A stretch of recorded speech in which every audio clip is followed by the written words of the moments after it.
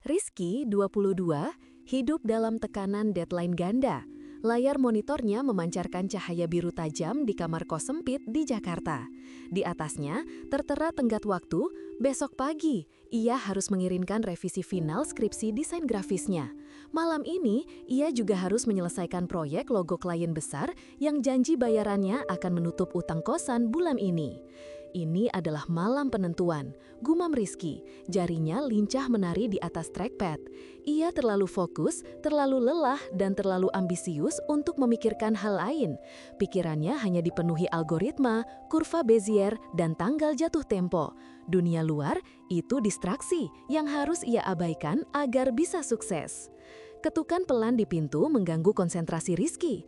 Dek Rizky, maaf mengganggu. Bisa tolong bantu Pak Amir angkat karung beras ini ke lantai 2? Lutut Bapak sedang sakit sekali. Pinta Pak Amir, penjaga kos yang sudah tua.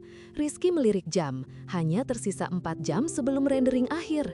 Maaf Pak Amir, saya benar-benar tidak bisa. Skripsi saya di ujung tanduk. Ini masalah hidup dan mati. Jawab Rizky buru-buru tanpa membuka pintu, nadanya jelas menolak. Pak Amir menghela napas, terdengar langkah kaki pelan menjauh. Rizky merasa sedikit bersalah, tapi logika ambisinya menang, prioritas. 15 menit kemudian, chat masuk dari Sarah, teman seangkatannya. Zik, urgent, file skripsi gue nggak bisa dibuka, katanya corrupted. Lo kan jago, bisa nggak remote sebentar bantu gue cek, besok pagi bimbingan. Rizky membaca pesan itu. Sebenarnya ia bisa memperbaikinya dalam 10 menit, tapi ia mematikan notifikasi. Biarin urusan dia, gue lagi gak ada waktu buat ngerjain tugas orang, pikirnya kejam. Tiba-tiba layar Rizky membeku, kursor tidak bergerak, jantungnya mencelos. Ia menekan tombol power paksa, mencoba restart. Ketika laptop menyala, yang muncul hanyalah layar hitam dengan pesan error berbahasa Inggris yang dingin dan menakutkan. Disk failure, all data potentially unrecoverable. Seluruh skripsi, seluruh proyek logo klien, seluruh portofolio digitalnya lenyap. 5 jam kerja keras semalam suntuk dan 3 bulan revisi, semuanya hilang tanpa jejak. Rizky merasa darahnya surut. Ia berteriak, suaranya tertahan di bantal. Ini lebih buruk dari skenario terburuk.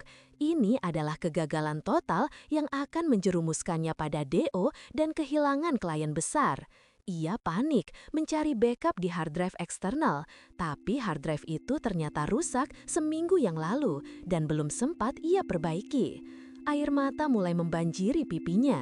Ia merutuki kegagalannya, merutuki nasib buruk yang menimpanya di detik-detik terakhir. Rizky segera mencari solusi. Tengah malam, toko servis resmi tutup. Ia menelepon beberapa teknisi yang ia kenal, tapi tak ada yang merespons. Hanya ada satu harapan, Bang Jaka, teknisi legendaris di seberang kota yang terkenal bisa menghidupkan komputer mati. Rizky mencoba menelepon Bang Jaka, tapi panggilan tak dijawab. 5 menit kemudian, balasan SMS datang. Maaf, saya sedang ada urusan keluarga di luar kota sampai lusa, tidak bisa membantu. Dunia Rizky runtuh. Lusa, skripsinya harus dikumpul besok pagi.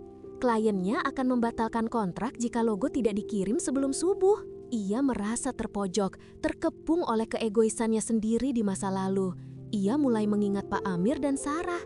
Apakah ini balasan karena aku tidak mau mengulurkan tangan pada masalah kecil mereka? Dalam keputusasaan, Rizky memutuskan mengambil resiko. Ia akan pergi ke toko servis 24 jam yang terkenal mahal dan sering menipu, sekedar untuk melihat apakah data bisa diselamatkan. Ia mencabut laptopnya dan berlari keluar kamar kos, jantungnya berdebar kencang. Ketika melewati lorong, ia melihat Pak Amir sedang bersusah payah menyeret karung beras ke atas tangga. Pak Amir tampak pucat dan menahan sakit. Rizky melihat adegan itu sejenak, tapi kepanikan pribadinya mendominasi. Maaf Pak, saya harus pergi sekarang juga, ujarnya sambil melesat keluar, membiarkan Pak Amir berjuang sendirian.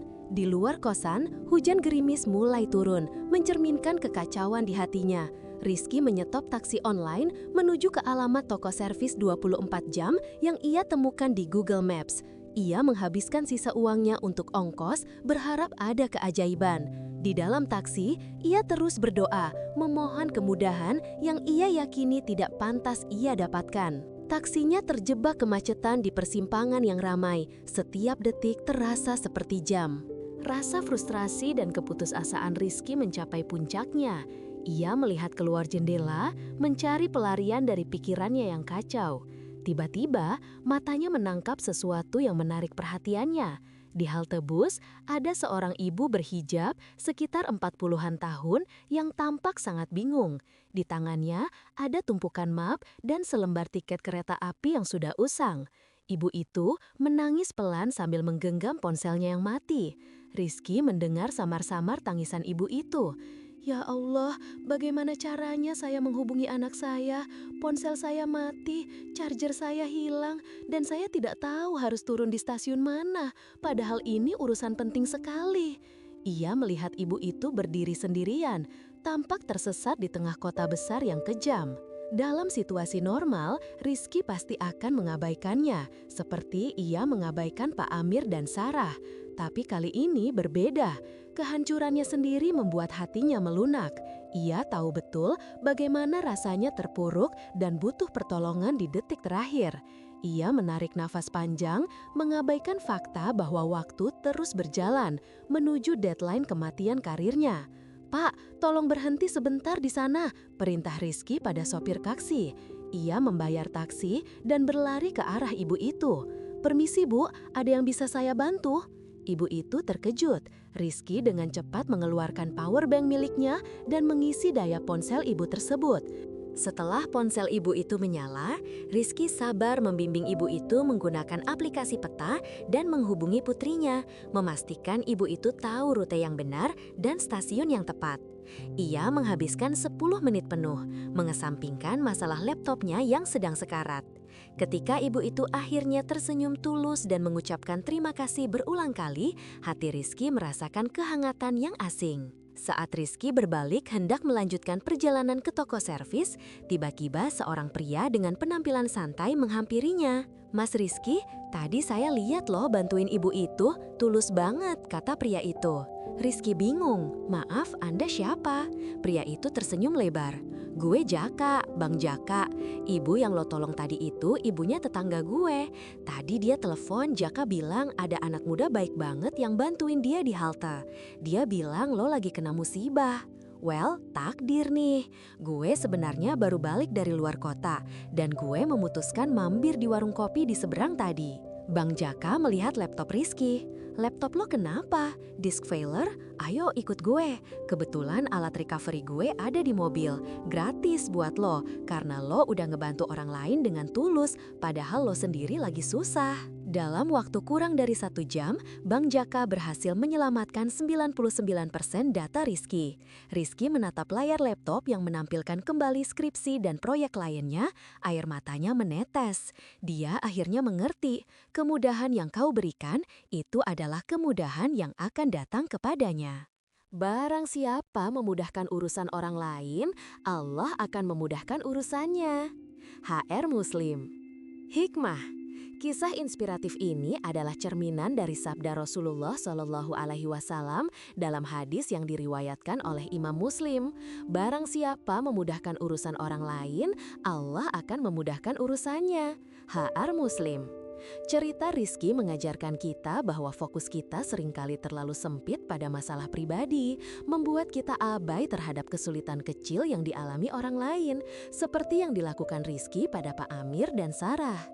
Kegagalan sistem Rizky mencerminkan betapa rapuhnya usaha kita jika hanya mengandalkan diri sendiri. Namun, di titik nadir, ketika Rizky mengesampingkan kepentingannya yang krusial demi membantu ibu asing yang tersesat, memberikan kemudahan, Allah SWT langsung membalasnya dengan kemudahan yang tak terduga, yaitu pertemuan tak sengaja dengan Bang Jaka, satu-satunya orang yang bisa menyelamatkan datanya. Hikmahnya jelas, ketika kita membuka hati untuk meringankan beban orang lain, pertolongan Allah datang melalui cara yang paling ajaib dan tidak terduga, tepat pada saat kita paling membutuhkannya.